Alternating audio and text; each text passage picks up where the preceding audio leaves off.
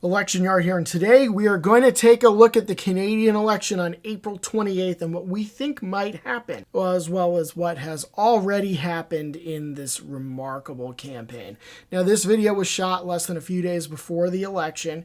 I mean, just look at where we were 4 months ago and compare it to now. 4 months ago, Pierre Poilievre and the Conservatives, they were heading for a majority government. Not just a majority government, but a big one. There was anti-Trudeau fatigue that had set in, and voters were ready for a change after a decade of Liberal government. But now you look, the most likely outcome today, according to a lot of the polling firms out there, is a Liberal majority government led by Mark Carney. Back when he won the leadership in a landslide, it really seemed like the Liberals were just hoping to save the furniture, so to speak. They were going to lose, but maybe they wouldn't lose by quite so much so that they could rebuild an opposition and maybe try again in 4 years. If they were really lucky, maybe Carney could hold the Conservatives to a minority government so that it would be less than 4 years. And it would be difficult for the Conservatives to really implement their agenda. Back when Trudeau announced his resignation in January, that would have been a good outcome for them. Now look at it. Basically everybody is predicting a Liberal majority, including us, and anything short of that at this point is going to be a disappointment. Well, how did this happen? Well, Donald Trump and the economic threats from the United States were a catalyst, but there have been other issues stemming from it. We'll get to our latest predictions at the end. Before we get to it, though, I want to get back into this change from the last few months to now. Let's compare some poll numbers from December 2024 and April 2025. Here's a poll from Angus Reid, the last one released in 2024. This one came out on December 30th. Angus Reid gave the Conservatives a 24-point lead over the NDP, not the Liberals. CPC 45, NDP 21, Liberals 16, and the Bloc Québécois was at 11, which is pretty high, mind you. This was also 2 weeks after the Conservatives won a by-election in BC, Cloverdale, Langley City. That 16% mark is absolutely dreadful. It would have been a disaster for the Liberals. If you feed those numbers through a simulator like at tooclosetocall.ca, the numbers would have just been horrible for the Liberals. It would have been even worse than their 2011 election disaster, which was historically bad for them. That would have been worse. This would have been their Chicxulub media event. This would have been their Kim Campbell moment. You put those numbers through, the Liberals would have been perhaps even in fourth place behind the Conservatives, the Bloc, and the NDP. And if you're interested for an exact number, that would probably have netted them about 10 seats. I find it hard to believe they would be reduced to just 10, even in that situation, but it would have been very few. Justin Trudeau was about to get the Kim Campbell treatment. Like I said, he was massively unpopular. So bad were these numbers that they get wiped out virtually everywhere, even for the most part in Montreal, which is almost impossible, but it could happen, or could have happened, I should say. Because if they're not winning there, they're pretty much not winning anywhere. About a week or two after this Angus Reid poll came out, Justin Trudeau resigned. And as this was happening, Donald Trump was getting ready to go back into office in Washington, and he was laying the foundation for a trade war with Canada. These events commingled together, and they were catalysts for flipping the entire election on its head in a way that, frankly, we have never seen before. I have been following Canadian elections for 25 years. I've never seen anything like this. So now, compare that December poll to a much more recent one. Angus Reid put one out on April 21st, a week before the election. Same pollster, 4 months apart. Just look, we're putting them on the screen now. Just look at how dramatically the numbers have changed from the end of December to April. The Liberals are at 44, the Conservatives are at 39. The NDP and Bloc are at 7% each. The change between these two polls, Liberal plus 28, Conservatives minus 6, NDP minus 14, and Bloc minus 4. We're going to link these polls on our website so you can get into the crosstabs because there's interesting information in those crosstabs, like the personal favorability of the Liberal leader. That would be Mark Carney, the new Prime Minister. Put him up against Pierre Poilievre, the Conservative leader. One thing you're seeing is that Carney is generally liked, Poilievre's generally disliked. That's a little bit of an oversimplification, but that's kind of what the numbers say. Another thing you notice, the NDP vote has completely tanked. They went from 20-something% in December down to single digits now. Now, actually, the Liberal lead in the Angus Reid poll and some others a few weeks ago was actually even bigger than what you see here, but it's still significant enough. Now, if you took these numbers and put them into the tooclosetoCall.ca simulator, you would get something like the Liberals on 194 seats, which they need 172 for a majority government, so this would get them there. The Conservatives on 115, that pushes them backwards. The Bloc Québécois on 31. NDP on only 3 seats, which is absolutely disastrous for them. And everybody else gone, including the Greens. 4 months ago, the Liberals were looking at potentially a dozen seats, an historic wipeout, and now they're on course for a majority government.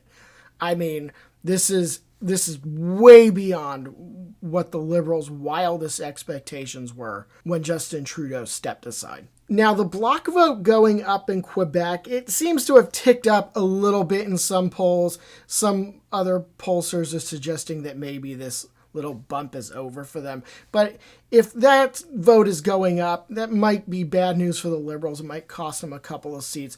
But a lot of polls say that the Liberals are winning in Ontario by high single digits, if not double digits. And if they're winning in Ontario by margins like that, the election's over. And especially when you consider that a lot of opinion polling is suggesting that not only are they competitive in British Columbia, they're actually in the lead potentially there. So even if the Bloc Québécois is doing a little bit better in Quebec, if the Liberals are doing extremely well in Ontario and they're doing extremely well in BC, it ain't going to matter that much. You know, those extra couple seats from the Bloc Québécois. We're just talking about padding a majority, not winning one. The Liberals are also poised to nearly sweep the 905 or pretty close to it, and also do well in Metro Vancouver, like we said. If that happens, the Conservatives have virtually no shot at forming government. And then there was the advanced polling last week, which in America we would call early voting, and it broke records. Over 7 million Canadians went out to the polls, and that was just in the span of a few days, because that's how long Canada has to do it. That's really quite impressive, considering the size of the electorate and the time constraints that Canadians are under to be able to vote early. And like we say, these advance votes are banked votes. You always want to get your votes in the bank as early as possible. And there are indications from some pollsters out there that that vote is skewing towards the Liberals. So that's extremely good news for them if it's true.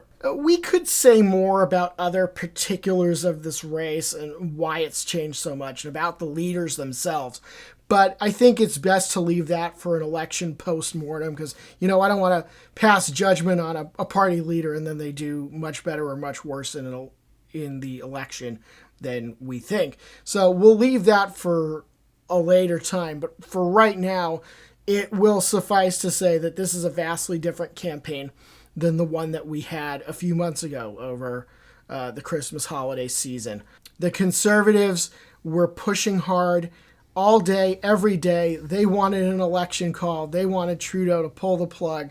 And if Trudeau didn't do it, they were going to go back when Parliament resumed at the end of January and they were going to do a non-confidence motion. They were going to pull the plug on the government themselves.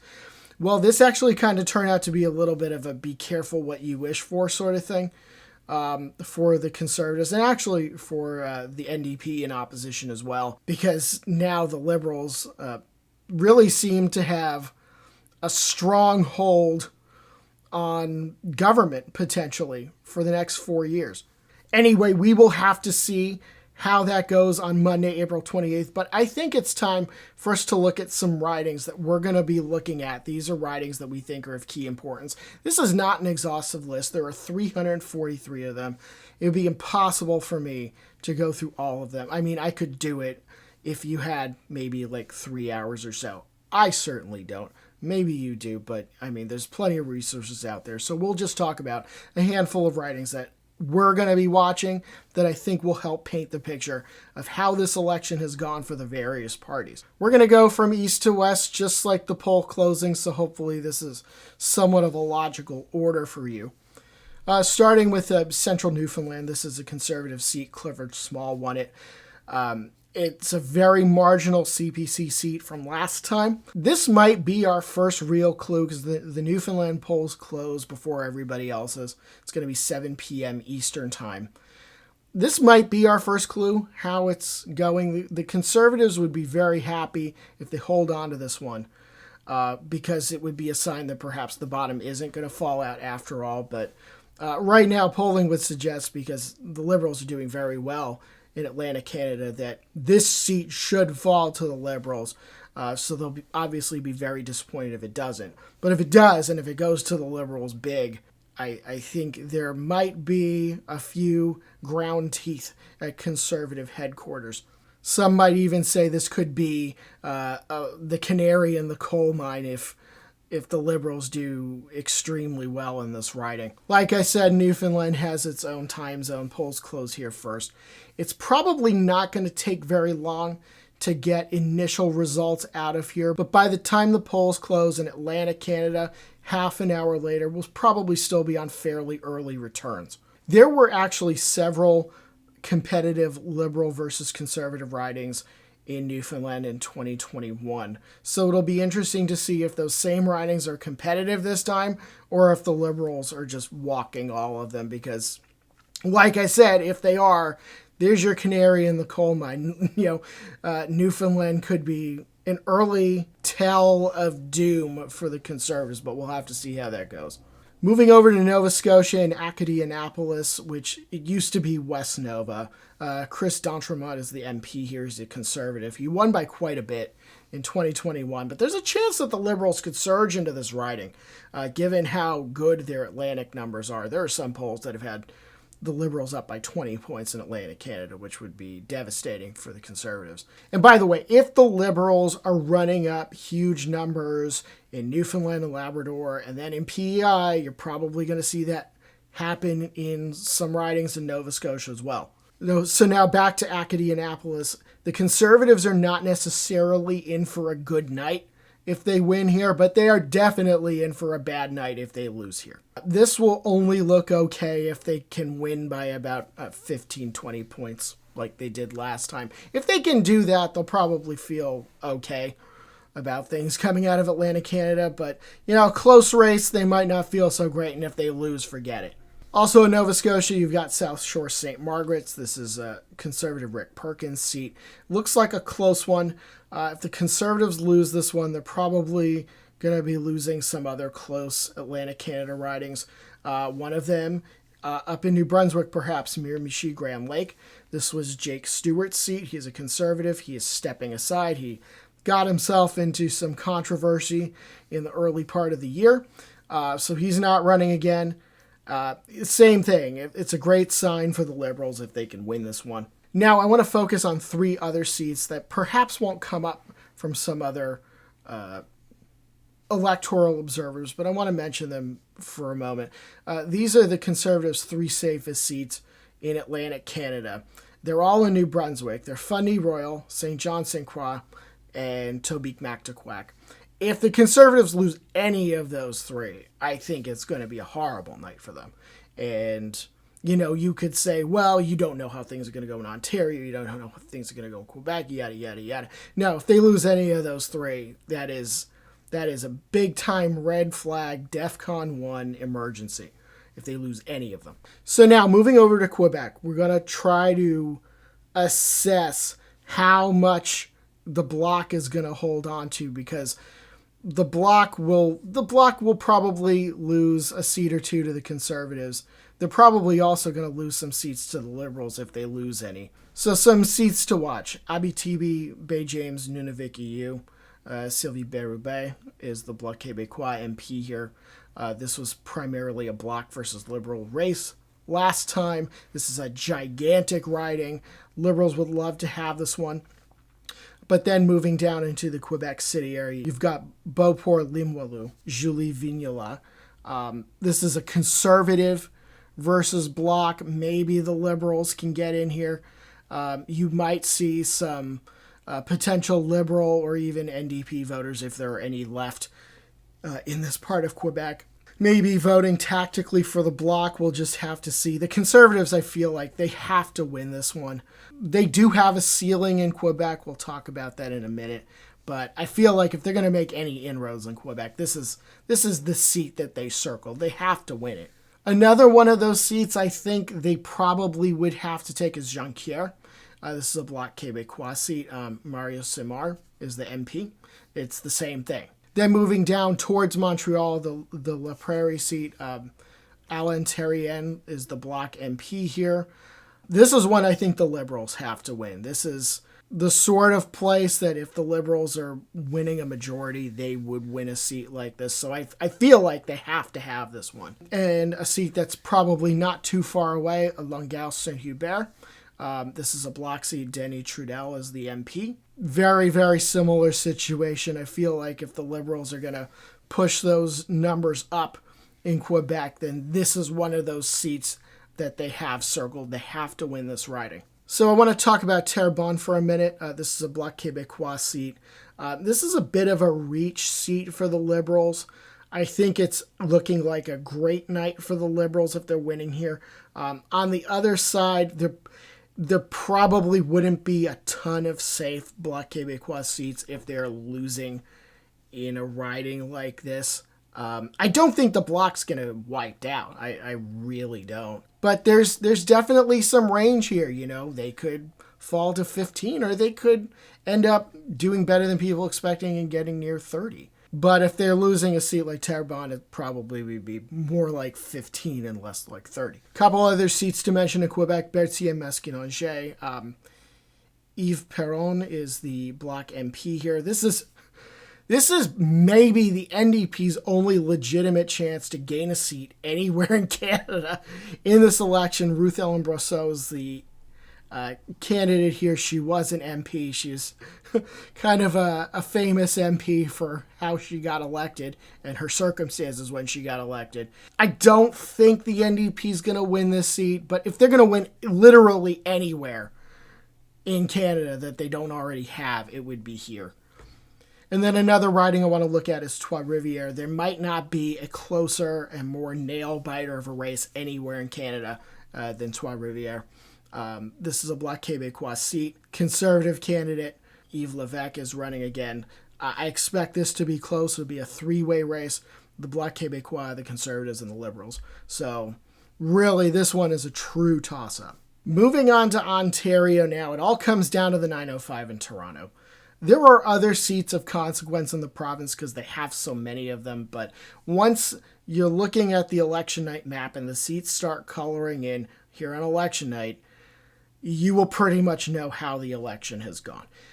As of now, I would expect that virtually all of them in this belt will be red. Not all of them, but most of them. And if that's the case, that's your ball game. It's a Liberal government, just a question of whether or not it's a minority or a majority. The NDP looks like they could get nearly wiped out in the province.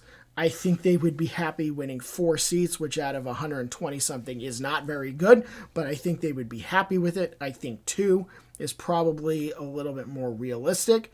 0 of them will be in Toronto, which I'm sure is very upsetting to them, but it is what it is. First, we're going to look at some 905 and 416 ridings that I think will tell the tale of election 25. So when these polls close at 9:30 Eastern and the results start flooding in, this is the area where you need to watch, because I really do think this will tell the tale as it has in so many other elections. Aurora, Oak Ridges, Richmond Hill. This is a Liberal seat. It was a knife-edge riding in the last 2 elections. I don't think this one's going to be much different, but it will be telling. Hamilton Centre, it's an NDP seat. Matthew Green is the MP here. Hamilton Centre is going to be an NDP versus Liberal contest. The Liberals really do have a good chance here of winning. The NDP, who knows? Their vote has really just cratered across the country, so this is the kind of seat that they would lose, but it's not going to be lost to the Conservatives if they do lose it. Then moving up to King Vaughan, this is a Conservative seat, Anna Roberts. If the Liberals are doing well, then they're going to win this seat a little bit further away from downtown Toronto. They won it in 2019, And it would probably be one of the last handful of seats that the Conservatives would have in the 905 in the immediate Toronto area.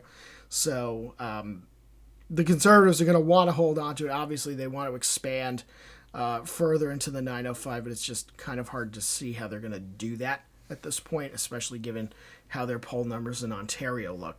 Now the Kitchener ridings. The Liberals hold both of them. They're Kitchener-Conestoga and Kitchener-South Hespeler. Some would see them as bellwethers. I think at this point the Liberals are going to win both, and if that's so, I think you're going to be able to glean something from that. Now, outside the immediate Toronto area, you have London Fanshawe. This is an NDP seat. Lindsay Matheson is the MP. This family has held on to this seat for about 2 decades now. You had Irene Matheson, and now her daughter Lindsay Matheson's the MP here. The question is, can Matheson hold on as an NDP member based on her own personal appeal, given how badly things are going for the NDP across the country? Now, if the NDP does win here, I think it will have absolutely nothing to do with how good or bad the NDP is doing and everything to do with Lindsay Matheson personally. The next one, Niagara Falls, Niagara-on-the-Lake, the Conservative seat, Tony Baldinelli. There have been several close calls here in prior elections. The Conservatives have to win seats like this to have any chance whatsoever at forming government. They really cannot afford to lose this one. Another seat they really can't afford to lose, moving in the other direction in Ontario, we go to Peterborough. This is a Conservative seat. Michelle Ferreri is the MP. This is one of the most interesting swing seats in the province. The boundaries changed a good amount during the last redistribution. The riding kind of moved south, but it has always, regardless of whatever the boundaries are, it has generally voted with the party in government. 2021 was an exception to that. It was a Liberal seat. The Conservatives flipped it, but the Conservatives also did not win the election. It seems very, very unlikely. With all that said, it seems very unlikely that the Conservatives will form government if they lose this seat, and they might lose this seat. The last Ontario seat I want to highlight for now is Sault Ste. Marie Algoma. This is a Liberal seat. Terry Sheehan is the MP. This is one where I think the redistribution is going to probably cost the Liberals a seat. The boundaries of the riding are going to stretch much further north of Sault Ste. Marie than they used to. The Conservatives would have won this riding under its current boundaries by about 3 points last time. So let's just see if a collapse in the NDP vote helps the Liberals here. If the Conservative doesn't win this riding, and they're currently expected to win, but if they don't win this riding, I think you can just totally forget about them winning the federal election. Into the Prairies of Manitoba, Churchill, Kiiwetinoong, Eski. This is Nikki Ashton's seat. She's an NDP member. She's been in office for a long time.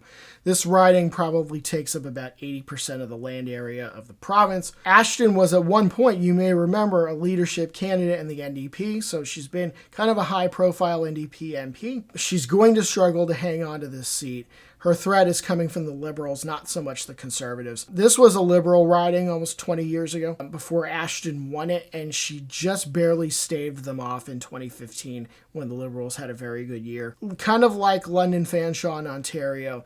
If Nikki Ashton gets reelected here, it's more of a reflection on her personally than her party in general. Down into Winnipeg, we'll talk about Elmwood Transcona, NDP seat, Layla Dance. Her threat will be from the Conservatives here. If a Blakey were running here, I'd be much more confident about the NDP's chances. This was Conservative for one term in the Harper majority win in 2011. It has generally been an NDP seat because of the Blakeys. I think losing this seat, it's definitely possible that they could lose the seat with the NDP vote just collapsing everywhere. But I think this would be a pretty devastating moral loss for the NDP losing this one. Now, as for the NDP vote collapsing in Manitoba as elsewhere, that could help the Liberals actually win a few seats. Like, for example, Kildonan and St. Paul, which is a Conservative seat, and Winnipeg Centre, which is an NDP seat. Also, staying in Winnipeg, Conservative seat, Winnipeg West, it looks like it's pretty much gone for the Conservatives. So if everything goes right, you could have the Liberals theoretically winning 8 seats in Manitoba, which is absolutely wild. You would have to go back to the Chrétien days in 1993 for something like that. Now, in Saskatchewan, the Liberals probably won't win more than 2 seats, but I don't think they're going to win 0. Why do I say they won't win 0? Because I'm pretty sure Desnethi, Missinippi, Churchill River will probably be a Liberal gain. The CPC MP here, Gary Vidal, he took a pass on this race. The riding got significantly more Liberal in the redistribution. With the NDP vote fading, I mean, this really should be a slam dunk for the Liberals. If it's not, maybe that means something. You also have another chance for the Liberals in Regina, Wisconsin. This is Michael Cram's seat. It was Ralph Goodale's seat back in the day. Goodale was soundly defeated in 2019 as he ran for re-election, and the riding has seemed to move to the right since. But the Liberals do think that they have a shot here. Needless to say, if the Conservatives are losing this one and are down a couple of seats in Saskatchewan, the networks will have already called a Liberal majority government at this point. So I guess in that respect, it's not going to matter.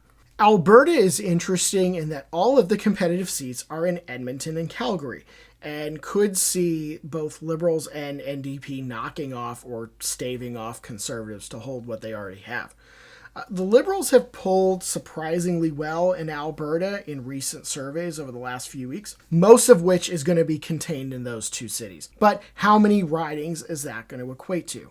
The Conservative vote is very, very inefficient in Alberta. They will win by ludicrous margins in the non-city ridings, which will skew the popular vote in the province, whereas the Liberal vote and some whatever NDP vote there is, it's going to be concentrated in Calgary and Edmonton. The NDP vote's going to be in Edmonton.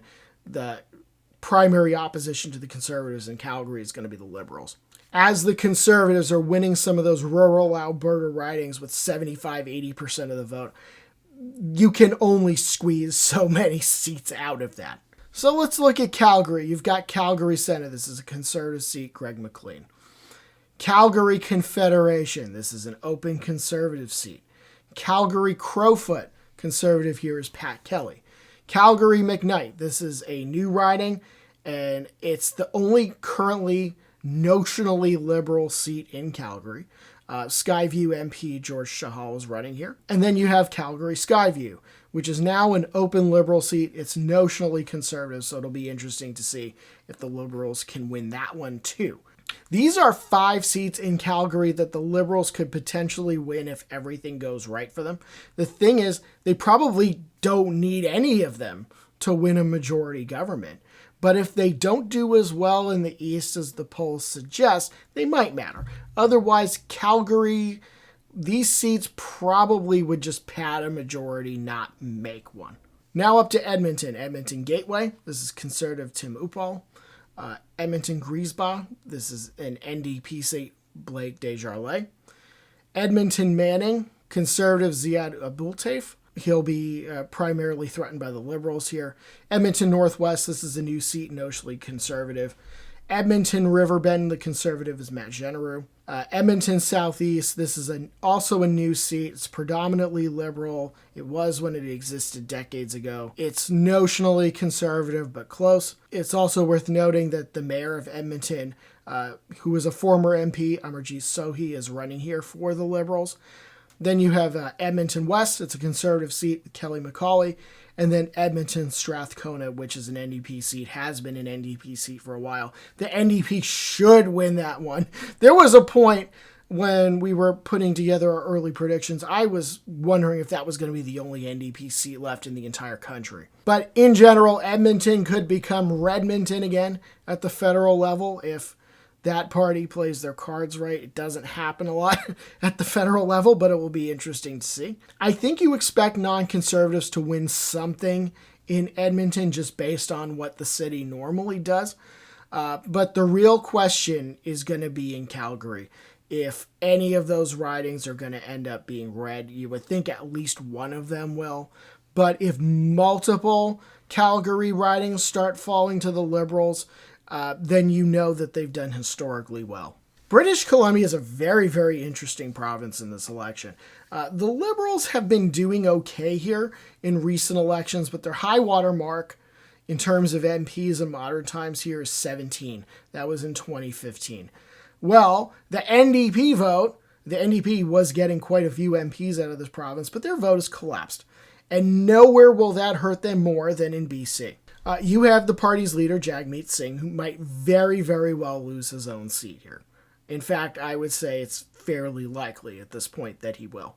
If the polls are to be taken at face value, you could have the Liberals winning 20 seats here or more, which would be a really stunning development.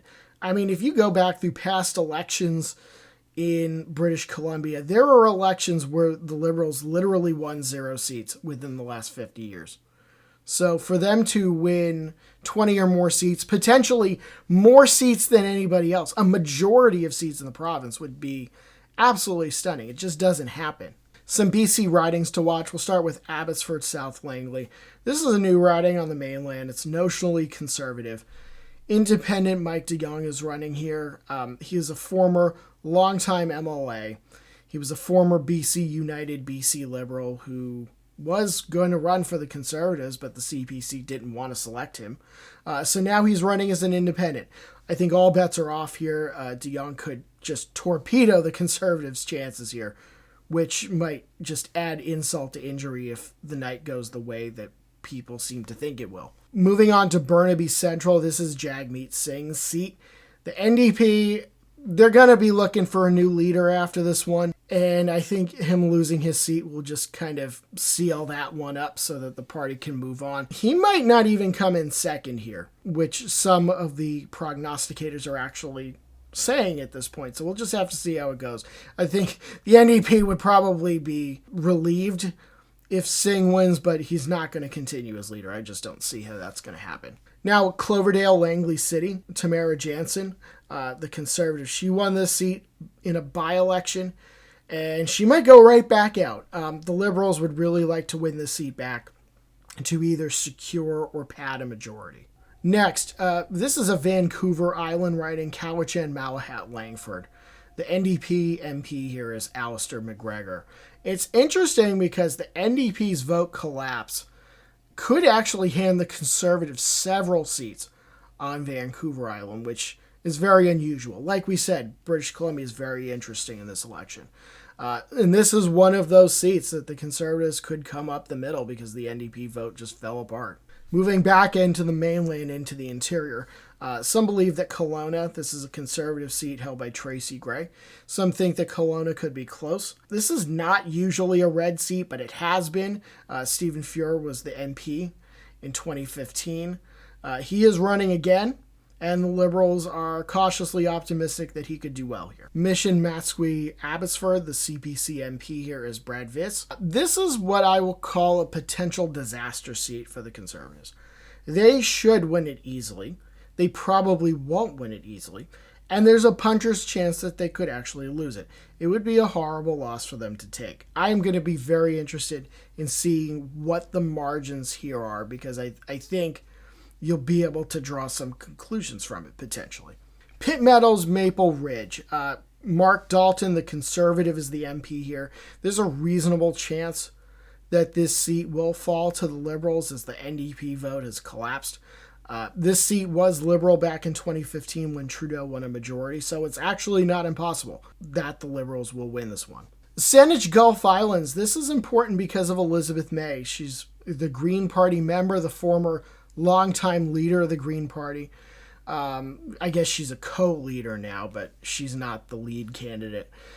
It's really not clear that she's going to win. The Conservatives could actually sneak this one. As the Liberals rise, do any of them switch to May at the last minute out of a tactical voting scenario to try to keep the Conservatives out? I don't know. It might happen, but we'll have to see. May losing would just be a huge moral defeat for the Green Party. They've suffered so many, but this would really, really be damaging to them. And staying on Vancouver Island, I want to talk about Victoria. This is an NDP seat, Laurel Collins. The Liberals could very well win here unless the NDP performs a minor miracle. The Conservatives are not really a factor in this one. Finally, the last riding I want to look at, it's up in the north. This is Nunavut. Lori Idlout is the MP here for the NDP. It's a small voter pool, but the Liberals could take this. This could be the cherry on top. I think at this point they're probably going to win all 3 ridings in the north. This one is predominantly a race between the NDP and the Liberals. Now that the ridings are done, in terms of predictions, we still have to issue a final prediction that'll be coming in the next day or two. I don't expect it to change very much from what we are currently thinking, which I'll put on the screen right now. The last prediction we have is the Liberals at 183, the Conservatives at 126, the Bloc Québécois at 22, the NDP falling down to 10, and the Greens at 2, so we do have Elizabeth May winning her seat, but our degree of confidence is not particularly high on that one. The Liberals, they should slice through Atlantic Canada. Quebec, it'll be interesting to see just how much the Bloc gets, how big that firewall is. If it crumbles, the Liberals will cruise to a majority government. The Conservatives are hoping to make gains. They have picked up some vote share in recent polling, but the Conservatives do have a pretty hard ceiling in Quebec. It's probably about 14 seats. So even if the Bloc firewall falls, that will primarily benefit the Liberals, not the Conservatives. Now in Ontario, the Liberals probably need to win 70 seats or so, I think, to be on course for a majority. Of course, it really depends how things are going to go in Quebec, how things go in the Atlantic, how things are going to go in BC. But I think 70 is a good number, maybe a little bit more, to be assured of a majority government. It seems very doable given the poll numbers.